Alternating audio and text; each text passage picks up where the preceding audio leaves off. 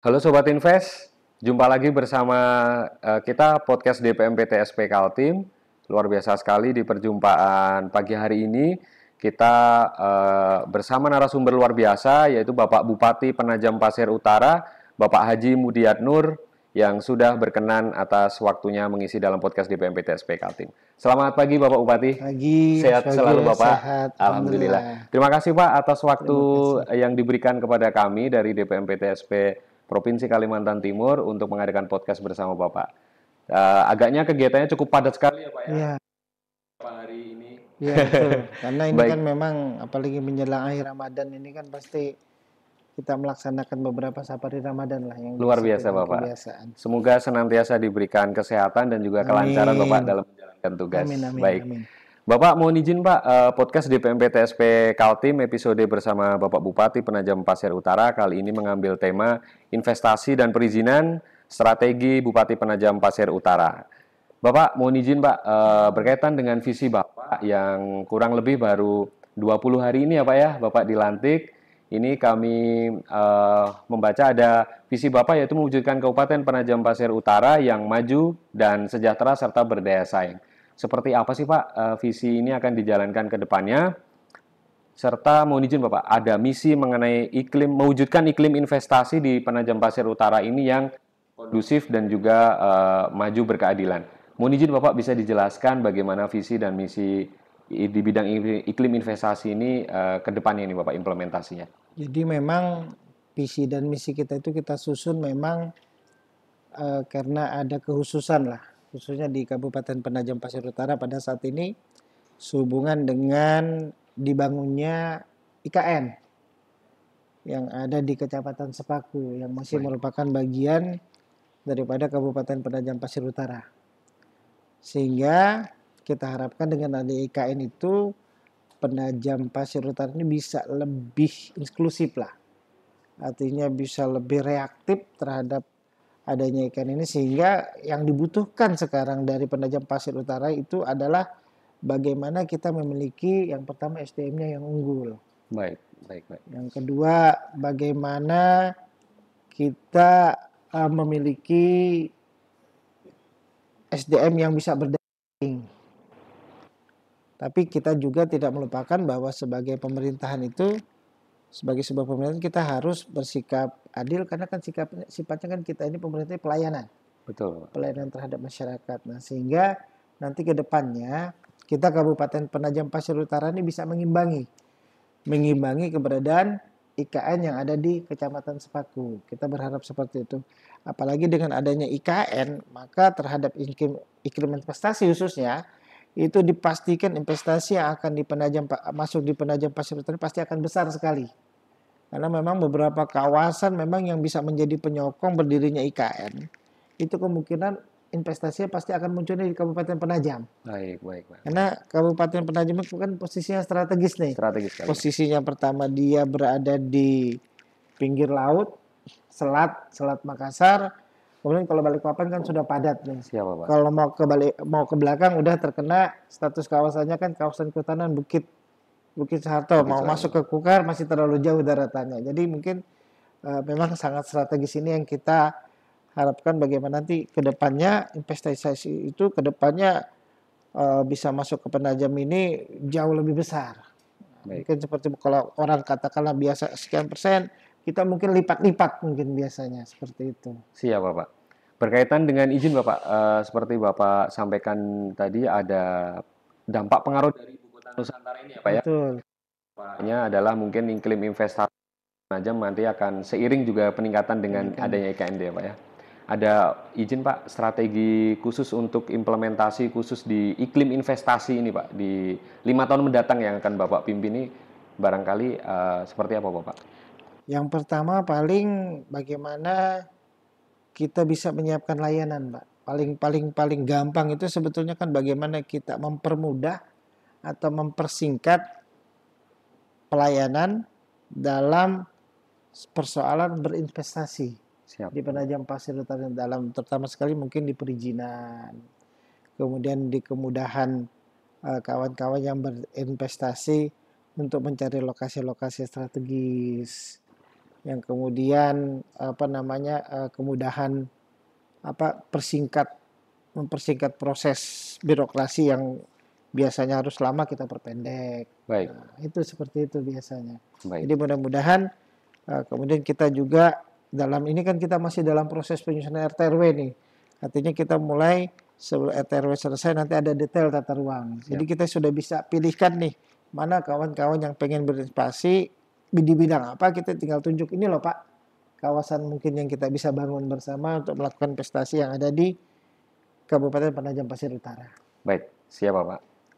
Baiklah Sobat Invest, cukup sangat strategis sekali ya podcast perjumpaan kali ini dengan Bapak Bupati.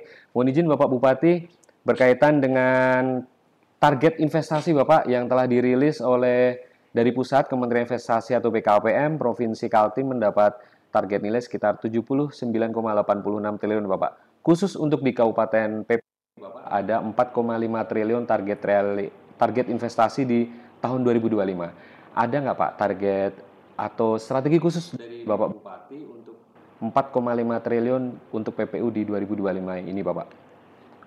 Mungkin yang paling utama dari bagaimana kita bisa target itu ya tercapai mungkin ya. Yang paling pertama itu mungkin kita membuat peningkatan kemitraan lah. Artinya kita pada tahap pertama orang mau masuk berinvestasi kan mencoba meraba. Nanti kita tingkatkan kepada pengadaan MOU.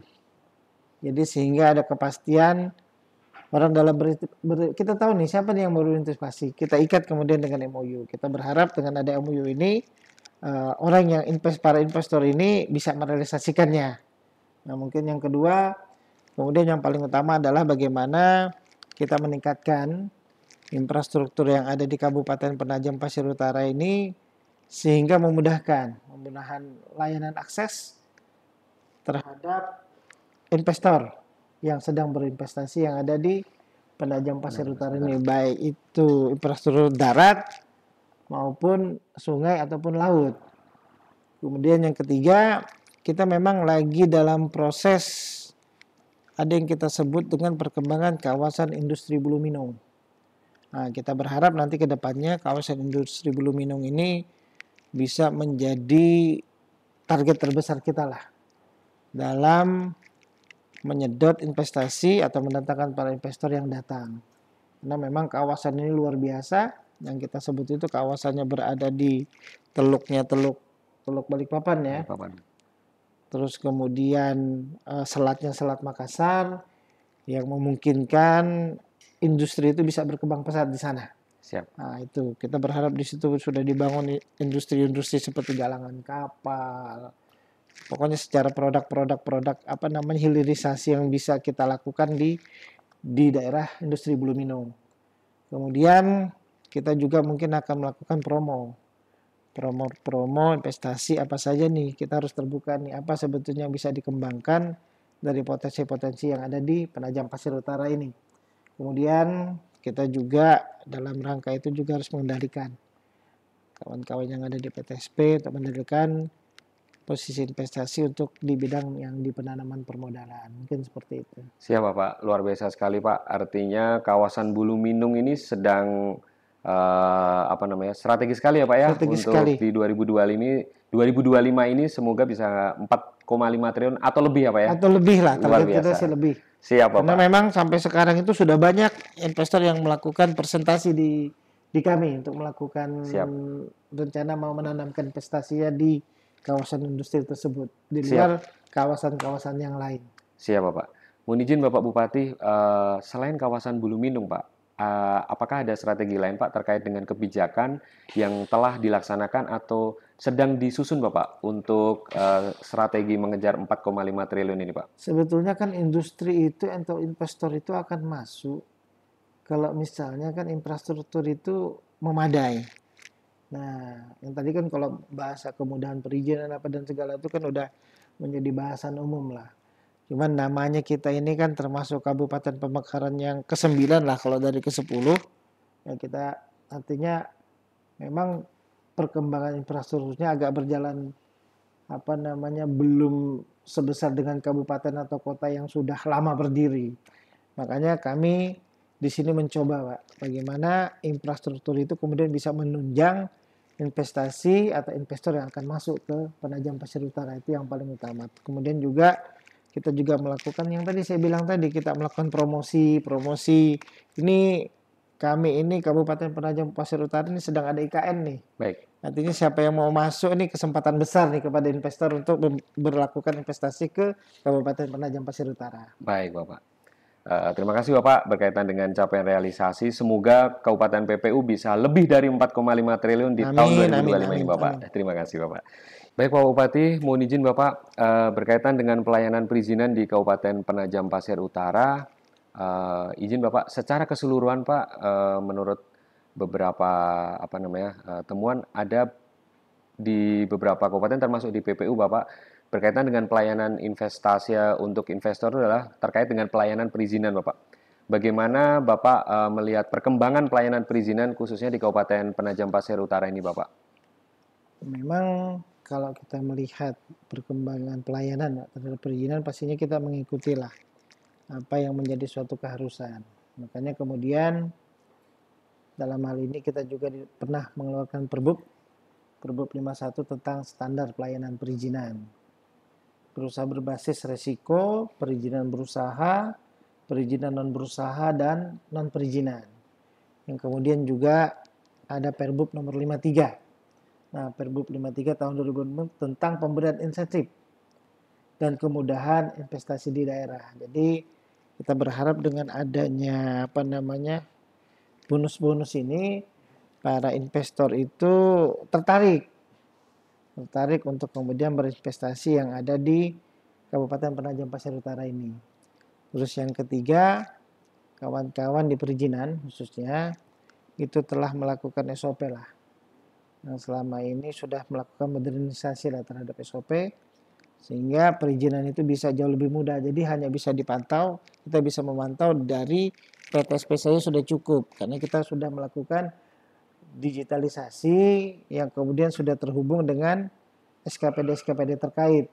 Sehingga kemudian dalam proses perizinan ini para investor itu tidak bersusah payah lagi untuk melakukan. Kalau dulunya kan harus ke dinas yang bersangkutan yang kemudian baru terakhir berujung di PTSP, sekarang kita lakukan dengan upaya pelayanan satu pintu tadi itu. Seperti itu. Baik Bapak, artinya ada pemberian perda insentif kemudian berusaha dan juga digitalisasi layanan ya Pak ya. Baik Bapak. Bapak Bupati mohon izin Pak, harapan Bapak Bupati untuk iklim investasi di Kabupaten Penajam Pasir Utara seperti apa Bapak? Saya sih berharap iklim investasi yang ada di Penajam Pasir Utara yang paling utama itu kan pastinya kondusif lah. Yang kedua, iklim investasi itu yang pasti menjanjikan. Dan yang paling penting itu investor itu kan hitungannya itu kan untung dan rugi. Betul Bapak.